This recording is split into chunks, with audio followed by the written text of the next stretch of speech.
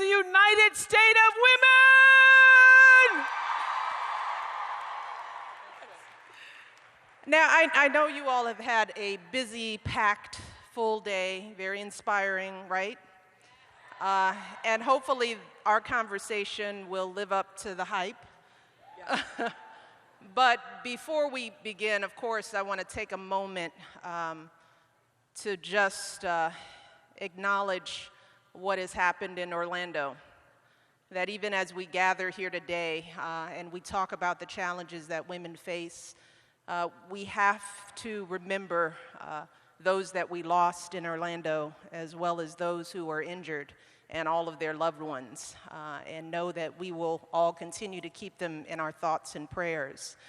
But the one thing I just want us all to know, that in tragic times like these in this country, it's time for us to come together, to love each other, to support each other, and not tear each other down. So I hope that that is one of the many takeaways that we move forward with. And I just love you all for the work, the amazing work you all have done today and that you do every single day. So I'm going to turn it over to Oprah. Hello. We have Oprah Winfrey here. And our First Lady of the United States. Of America. Of America, not just of women, yes.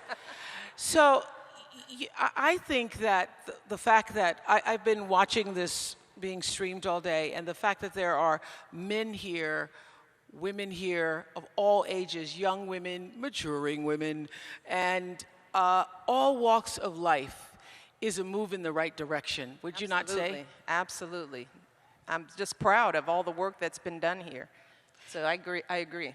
Well, I wanted to start with the issue of self-value and self-worth, because over the years I've interviewed thousands of people, most of them women, and I would say that the root of every dysfunction I've ever encountered, every problem, has been some sense of a lacking of self-value or of self-worth.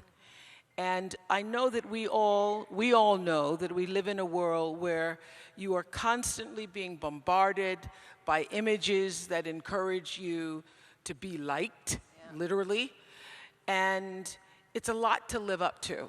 And I wonder, particularly you, who've had to face this as your own woman and as a candidate's wife, the pressure of other people's expectations. And what can you share with our audience here and online that would help us stand more inside ourselves and own that space? Yeah, very good question.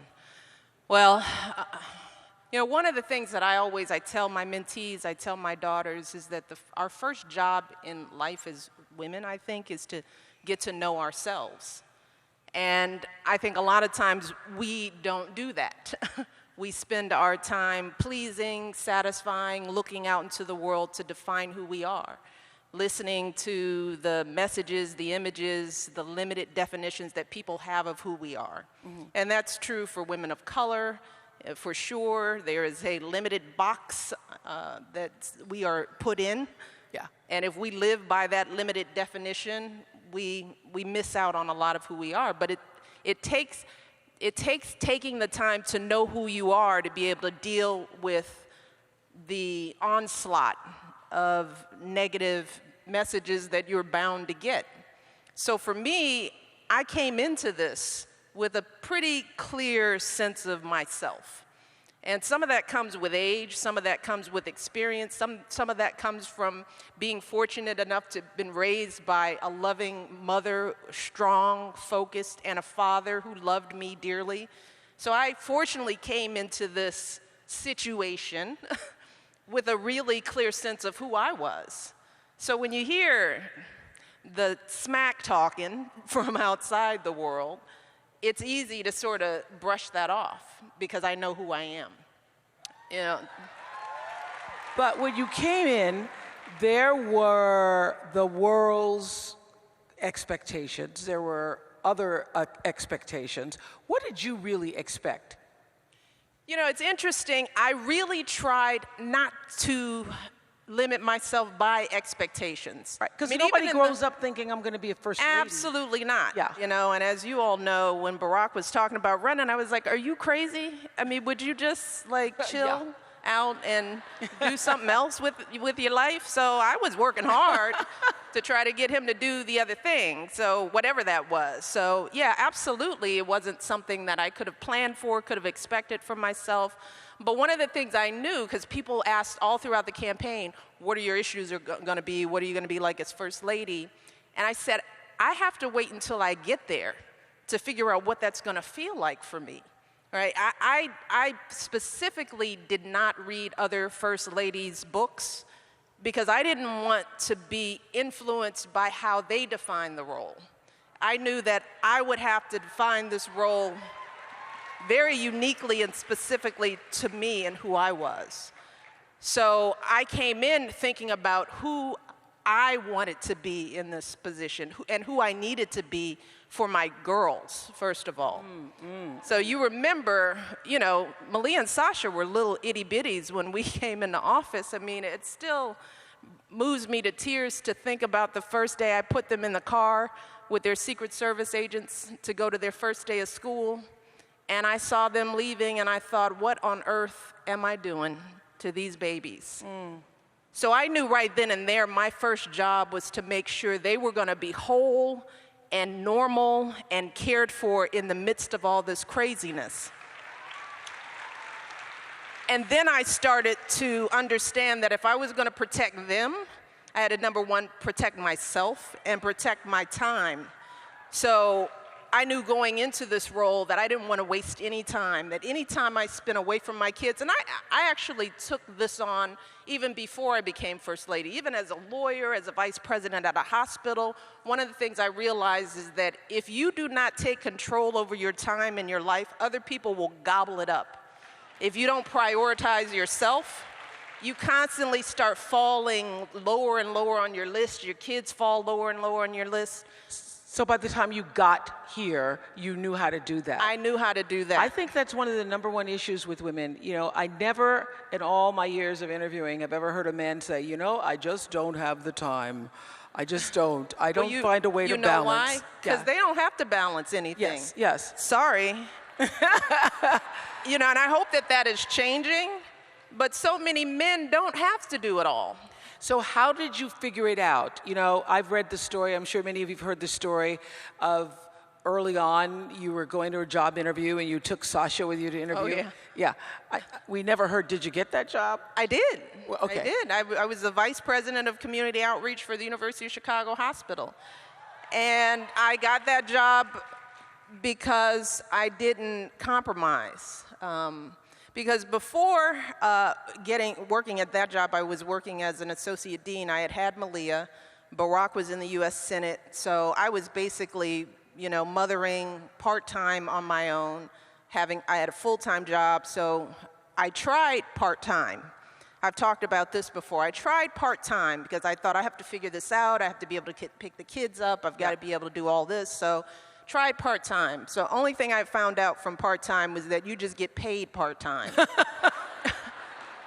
Because I was still doing a full-time job. I was just cramming it all into the few hours that I was there and driving myself crazy. So I had vowed that if I continued to work, that I would never settle for part-time. I knew what my time and energy was worth. So when I went into the president's office to interview for that job, I thought, I have a little baby. I don't have babysitting. So here we go. We're all going to go in to see the president because this is who I am. Yeah. And I said, and if I take this job, I need flexibility and I need full pay. So if you want me to leave my baby and my kids, then you're going to have to pay me because I'm going to do the job. That was never a question. You know, I could deliver, but I knew then I wasn't going to sell myself short, and I had the leverage at the time to make that decision. Well, that comes from a sense of, and you said you arrived here knowing who you were. I think that is the journey that is the journey. And there is a question from Farm Fresh Gal. Farm Fresh Gal. She must have her own garden. I hope. Like we do. Yes. And Farm Fresh Gal says, as a woman leader in the corporate world, I feel like I have to be brave a lot. And what you just described was brave. Any advice or tips on bravery? You know, that's a good question. Gosh, I don't know if I don't ever view it as bravery. Yeah, you didn't think that was brave, saying, look, I'm Right. going to be paid full time? Right. I just brave. viewed it as I'm not going to be taken advantage of. You know, I am just not going to keep selling myself. You knew your value. That's absolutely You knew your value. right. I was just saying that to a friend recently. And that goes back to knowing who you are. And I think as women and young girls, we have to invest that time in getting to understand who we are and liking who we are. Because I like me. I've liked me for a very long time. So for a long time, I've had a very good relationship with myself. I know.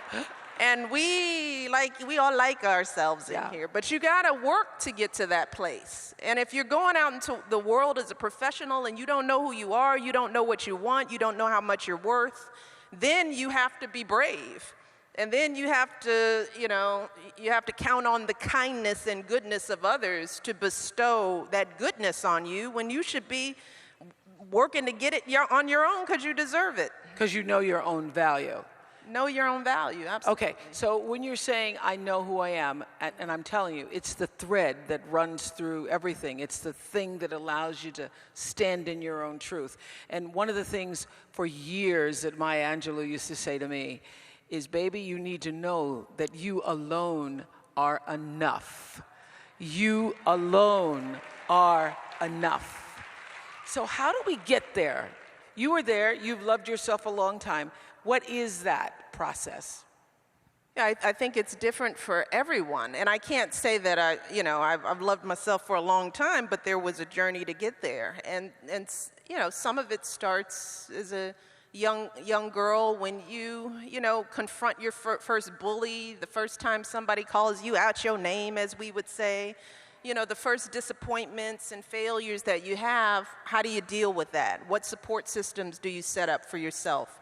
I always tell young girls, surround yourself with goodness. I learned early on how to, get the haters out of my life, You gotta just sort of surround yourself with people who uplift you, who hold you up. And for whatever reason, I was lucky I had people like that. I had parents who held me up. Yeah. I had a father I think people who have good valued parents me. are, right. they come into the world with a strength, yes, and an advantage. And that was an advantage. But if you don't have that parent, that mother, that father, then you got to find it. You got to find those people because they're out there. I tell my mentees there is somebody out there who loves you and who is waiting to love you, and you just have to find them, and that means you have to make room for them. And if you're surrounded by a bunch of low-life folks who aren't supporting you, then there is no room for the people who do love you. You mentioned a moment ago the haters. How do you handle the haters, particularly in this office where haters have to be handled politically correctly and with discretion? And I know so many people are faced with it. We know this about social media. People say just the meanest things, and you're faced in your life with people who can tear you down a lot, the haters. Well, when it comes to social media, there are just times I turn off the world. There are just some times you have to give yourself space to be quiet, which means you got to set those phones down. You can't be reading all that stuff. I mean, that's like letting somebody just walk up and slap you, You would never do that. You would never just sit there and go, slap me in the face, and I'm good with it. No, so why would you open yourself up to that? So that's one thing with social media, and I don't read that stuff. I learned that early in the campaign. I couldn't keep reading stuff about my husband and what people thought, because I knew who he was, I knew what was going on in our home, in our lives, so I didn't need to read about it from somebody else. But the other thing that I have found, particularly in this job, that people won't remember what other people say about you, but they will remember what you do. So my strategy, and I've always been like this, when a teacher would come and tell me that I couldn't do something, I would get so much satisfaction proving them wrong. I'd be like, okay, all right.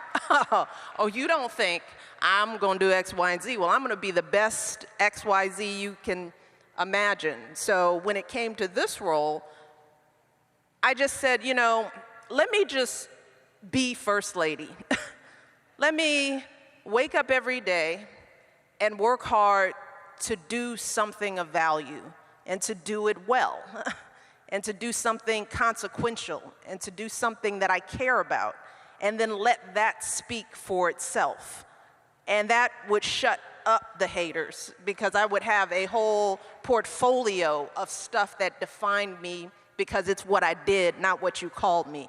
So the best revenge is success. Success, yeah. And good work. Yeah. You don't have to say anything to the haters. Yeah. You don't have to acknowledge them at all. You just wake up every morning and be the best you can be, and that tends to shut them up. You know, I've always thought too that the best success comes when you can actually shift your paradigm to service, and obviously you are in a position of public service. Was it a conscious, intentional decision to sort of sit still, be with this place, and then allow your passion to fuel your interest, allow your passion to lead you to all the things you've been able to do with international girls' education, with health and wellness? Was that's a conscious, intentional decision? Absolutely. Yeah. Because in this world, particularly when you're in public service, you're First Lady, the President, and you're interacting with the world, you know, people can smell inauthenticity, you know? They know when you are not what you appear to be. And that was always something that I said in this role, that I want people to know me, know Michelle Robinson Obama, not the First Lady, but in every interaction I have had with anybody who's had some connection with me, I have tried to be authentically myself. And in order to do that, I learned that I have to do things that I authentically care about.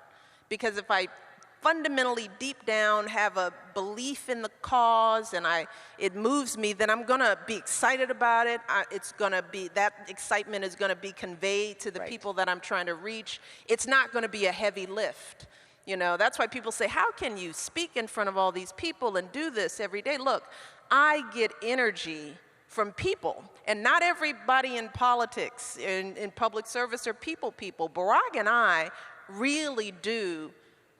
We are energized by the people we meet, you know, by the military spouses that I meet out there. I picked working with military families because they moved me. I met them out on the campaign trail, and I didn't know that there were millions of military families out there serving and sacrificing in ways that we take for granted in this country. And I vowed then and there, just from meeting them, that if I got to be First Lady, I would try to be that voice for them. I would try to shine that light on them. So that came out of a direct passion for who those people were and what I learned about them. And I remember when you all first arrived at the White House, you said to the country that this is your house, and we're gonna open this up as your house. And so when I saw all those Girl Scouts out on the lawn, I went, y'all really did open up the house. Yes, yes. That's been some of the most fulfilling things we've been able to do in the White House. It's really bringing people here who would never, ever get to set foot on that lawn and walk into those doors. I tell my mentees all the time, you know, one of the things I want them to take away when they come, because they come regularly, they come at least once a month, and we sit down and we talk, and they have seminars, and I want them all to know, you walk into the White House every day, and you walk up to the First Lady of the United States and say, hey, Michelle, what's going on? And if you can do that, you can do anything. If you can exist in this space, in this time, in this moment, Yes. And there is no class that you can't handle. There's no school whose rejection will make you fold or make you crumble. You've been here, you know, and I've watched so many kids come through those gates and really be in that space, picking, you know, tomatoes with me in the garden, getting to sit in and have tastings at the state dinner, being invited to watch Hamilton. I mean, just watching their eyes, just experiencing things that really only the privileged get to experience, but having it be kids and people who would never believe they would set foot in that house. You see them get empowered and transformed in the process. So many kids, you think their worldview will never be the same. And that's the least we can do as president and first lady. I think that's the obligation of anyone who lives in that house. How do you feel, you know, I always feel that until you take your last breath, you're always growing. And that every experience that you encounter in your life, just all of you being together here today and being in a room with people who are like-minded, who share the same vision, all of that is so stimulating. You leave here and you feel like you can be better and do better. What has the experience, or how has the experience of being first lady, you know, actually grown you? Wow, it's so many ways. I mean, first of all, there is absolutely nothing I can't do, right? I mean, because you walk in that. That's right. Yeah, that's right. Live in the White House, but we've been at a mountaintop, and it was a hard climb, but we made it. We made it. So you just, you know, again, you begin to understand how much you can, you know, how much you can tolerate, how much growth you can have, how much potential there is, how much opportunity there is to help people, how fulfilling it is. I mean, that's been the thing that I've learned, that, it feels public service. I left the practice of law to go into public service for selfish reasons.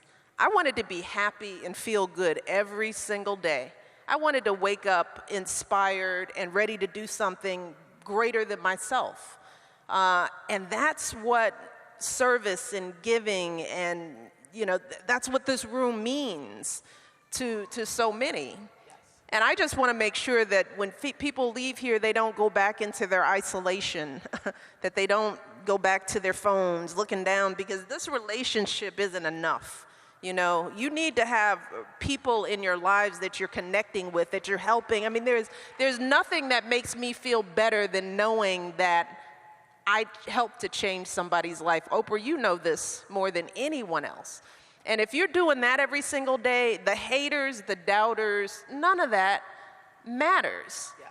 Because you are getting so much by from the work that you're doing. Well, you know, I figured this out early on in the show. I had read this quote from Dr. King, one of my favorite quotes from him, that says, "Not everybody can be famous, but everybody can be great, because greatness is determined by service."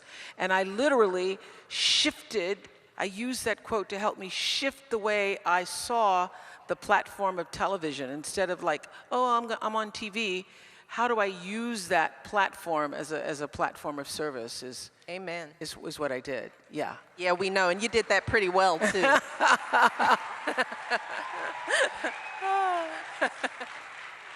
But when you think about growing and being empowered yourself, it is what you've been able to do for other people that leaves you the fullest. Yes, that absolutely. That is really the thing. So I don't know. I don't sort of. My growth is incidental. It's the lucky gift I get for giving. Mm-hmm. You know. And like you said, I'm still growing. You know, we are all still growing. I used to tell some of the young people I worked with way back in Chicago days that I used to hate the question, what do you want to be when you grow up? Because it assumes that at some point you stop becoming and you just are something. And that would be a sad thing, you know, to think that this is it. And that's one of the things I've learned, that there's so many phases to life. that this is just, this even as big as being First Lady and living in the White House has been, this is still just a portion of a very bigger journey that I have yet to know the outcome. And I won't know it until I'm laying down. It's just ever evolving, and I think that reality, that this experience has helped me to see that these are just phases, you know, and this has been a very interesting phase and a very impactful phase, but there's more to come. I love you saying that. I'm not through. We ain't through. I'm not through. Okay, so yes, I believe in service. I believe in helping people. I want people to feel fulfilled and empowered in their life, but still some days I think it's just cool to be me. And I think that too. Some days it's just cool to be Oprah. Yeah, no, I want to say. So I want to know, what are those days when you just say, There are so. Look at me in the White House. Yeah, just sitting up here. You know, there are a lot of those moments. You know, Prince and Stevie Wonder singing in the East Room. Just may he rest in peace. I mean, those rare gifts of entertainment, the kind of music we've been able to bring into the White House, you know, sitting with the Pope, watching my mother and my daughters talk to the Pope. That's like a, look at, you know, dinner with the Queen of England. Just like, You know, you try to play these moments off like, oh, yes, yes, I know what I'm doing. And inside you're going, Good Lord. Yes. Watching my husband walk off of Marine One and go to the Oval Office, it's like,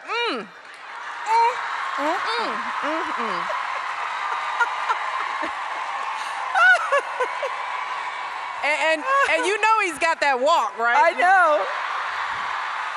Like, He's got the swag. Did he always have that swag, or has he gotten swaggier? No, he was very swagalicious throughout. You know, look, I told people this from the very start when I started running. Barack Obama, who is exactly who he says he is, we both are. That's what I've been trying to tell people. And no surprises. We're telling you who we are, and no tricks up our sleeves. We're regular folks. We care about people. We care about family. We want to do well. We want to make our country proud. We don't want to waste our talents just making money for ourselves. Barack Obama hasn't changed, you know, not as a person, because he is an authentic man who came in, and he's going to leave that same person. So it's not the office that changes you. It's just, it amplifies who you are. I think I said that at the last convention. Being president doesn't change who you are. It reveals who you are. And that's something that we should all remember. This is a United States of women. There are a lot of cool men out here. I love the president. Let's give it up for the brothers. There's a lot of cool men out here. For the men out here. I love the president's speech saying you're looking at a feminist. What can men do leaving here? Be better.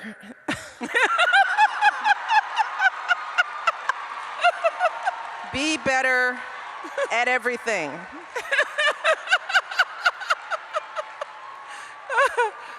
Be better fathers.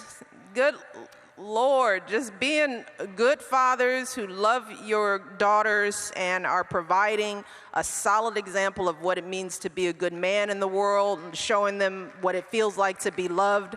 That is the greatest gift that the men in my life gave to me, and we've talked about this. Yes. The fact that I've never experienced abuse at the hands of any man in my life, and that's sad to say that that's a rare reality. So men can be better at that. Men can be better husbands, you know, which is be a part of your family's life. Do the dishes, you know. Don't babysit your children. You don't babysit your own children. Be engaged. Don't just think going to work and coming home makes you a man. Being a father, being engaged, all that stuff is important. Be a better employer. When you are sitting at a seat of power at a table of any kind, and you look around and you just see it's just you and a bunch of men around a table on a golf course making deals, and you allow that to happen, and you're okay with that, be better. Be better. Be better. Be better. I love that. Just be better. I could go on, but I'm not. You get the point, fellas, right? Fellas? What are you gonna be? There you go. There you go. So here's the question that comes up over and over and over, and we talked a little bit about it, this idea of balance. Is that a false notion for women? Because are we ever going to have it all? I used to say, you can have it all, you just can't have it all at one time. Or is that a false notion? Look, I am always irritated by the "you can have it all" statement. And I grew irritated with that phrase and that expectation the older I got, as you're trying to have it all. Yeah. And you're beating yourself up. Right. And feeling less than because you aren't having it all. Because it's a ridiculous aspiration. Especially if you're looking at everybody else's Facebook page. Oh, God, everybody has it all. Everybody's lying. They're lying. Y'all need to stop lying. Be real about the fact that, no one gets everything. That was one of the first rules you learned as a little kid. You don't always get your way. Come on, people. You don't always get what you want all the time, and that's true in life. So what I've told many young people is that you can have it all, but oftentimes it's hard to get it all at the same time. Yeah, I believe. So it's just a matter of managing expectations. So for me, for example, when your husband is president of the United States and you have children, something's got to give. I've made compromises in my life, in my career, but I've also in exchange gained a wonderful platform to do some great work. Who would have ever imagined that we would make the inroads we've made on healthy eating and changing the way our kids are fed in school? And, I can point to so many things that I've been able to do. If I want to be heavily involved in my girls' lives, that means that sometimes I have to put some things on the back burner to give them what they need. So it's hard to have it all. But that's where you go back to knowing who you are and knowing that, you're really living through phases. And if you're compromising through one phase of your journey, you're not giving it all up. You're compromising for that phase. There's another phase that's coming up where you might be able to have more of what you thought you wanted. You get to know yourself a little bit more. So no, I don't want young women out there to have the expectation that if they're not having it all, that somehow they're failing. Life is hard, but life is long. If you maintain your health, which is one of the reasons why we talk about health, talk about taking care of yourself, because you want to get to the next phases in life where you can do more of what you want to do at any given time. You want to be wherever you are right now, and just like you say, I'm not through. Mm-hmm. No. You're not through. Not through. So 5,000 women and men in this room, thousands and thousands of others streaming us online. Hey, everybody streaming. What is the one thing? Because I think it's really easy when you come to a conference like this and you get so inspired and you see Marley and Michaela, those young women, and you see Billie Jean King and Gloria Steinem and Sandra Rhimes and it's amazing Harry Washington. You see all these women and you're just like, I just want to be more of a woman. And you're going to be overstimulated. What is the one thing you want us to leave here with? What is the one charge or one offering What do you want to say? It's hard to think of one thing. Okay, a couple. But the work always continues. I mean, and by that I just mean we're never done. We can never be complacent and think that we've arrived now as women, and because I hear this from young women, some of you young women who aren't feeling the pains that many of our predecessors have felt. You think, well, there aren't any problems. Women's rights, we got this all figured out. I'm already equal. I'm good. I'm just like, oh, just you wait. You'll feel it. So the work continues. And for all the young women in this room, all the young men, we can never be complacent, because we have seen in recent times how quickly things can be taken away if we aren't vigilant, if we don't know our history, if we don't continue the work. So my hope is that people leave here inspired and ready to do something. Again, remember, it's not what people say about you, it's what you do. So the question is, what are you going to do? How are you going to be better? What are you going to change in your office, in your life, in your relationships? What are you going to change in your family dynamic? And how are you going to empower yourself with the knowledge that you need to know what work needs to be done? We can't afford to be ignorant. We can't afford to be complacent. So we have to continue the work. Yeah, I think that's powerful, because the question that you just offered to us is, what did this mean, and what can I do with what I have received from all of this stimulation, all of this energy? What can I do? That's the question. You were talking about the next phase. I heard you say that when you all are done, we saw your new house. We're neither confirming or denying. Okay. Okay. When you all are done, when you're done and you move out of the White House, I've heard you say that you look forward to riding around with the windows down.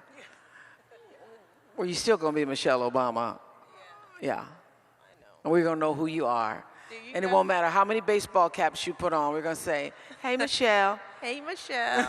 I get that. I see. Yeah. So what is the one thing that you think you really want to do? And can we go shopping? Yeah, girl, let's go shopping. Let's go shopping. You and me, that will be a scene.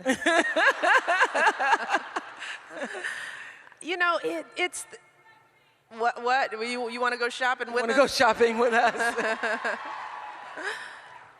It's really the little things. I mean, and you feel this, fame can be confining, and then you start missing the little things. What do I want to do? I want to walk out. I want to open my front door without discussing it with anyone.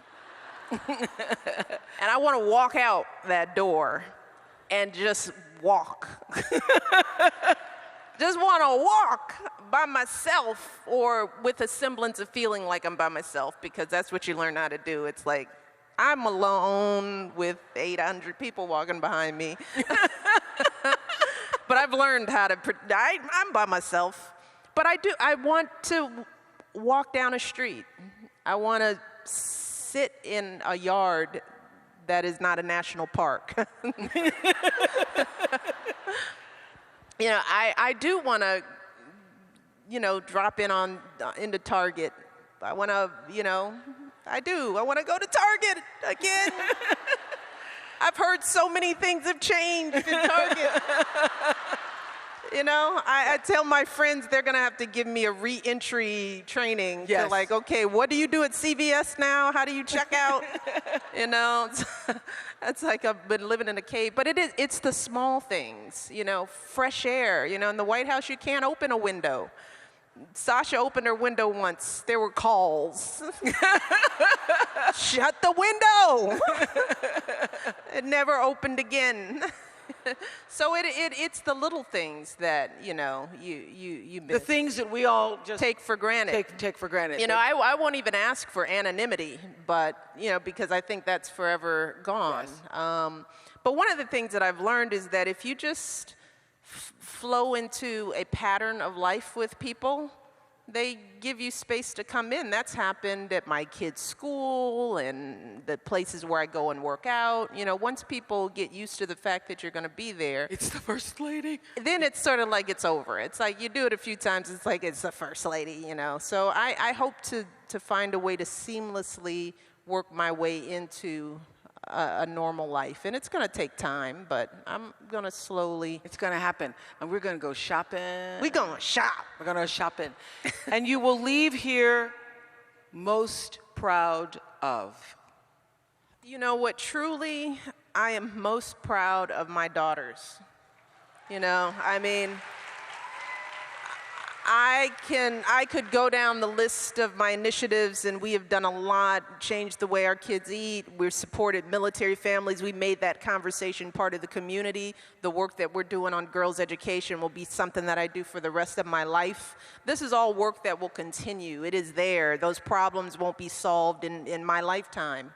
But raising two girls, like I said at the beginning, when I sent them off in the car that first day, and they were so little, and the bulletproof glass was so thick, you know, I thought, oh my God, I just want them to grow up feeling a sense, knowing that they're loved by us, feeling confident, feeling a sense of normalcy, feeling a sense of obligation to do something outside of themselves, just being good people. And we just, you know, went to Malia's high school graduation, and we're watching Sasha move her way through high school, and I am very proud of those two and how they've managed this situation and how they have continued to be themselves, regular little girls just trying to figure it out. And I'm as all mothers do, you breathe that sigh of relief that you didn't mess up your kids. And every day I cross my fingers and hope that I'm doing right by them, and I'm providing them with a good foundation so that they can be great people. So, thank you. And I just want to say, the way you've handled this office, the way you carry yourself, have presented yourself to the United States of America and the women of the United States of America and men of the United States of America, reminds me of a line that Maya used to say. It's actually in the beginning of one of her books. She says, "You make me proud to spell my name, W-O-M-A-N, Michelle Obama." And I would like to add to that,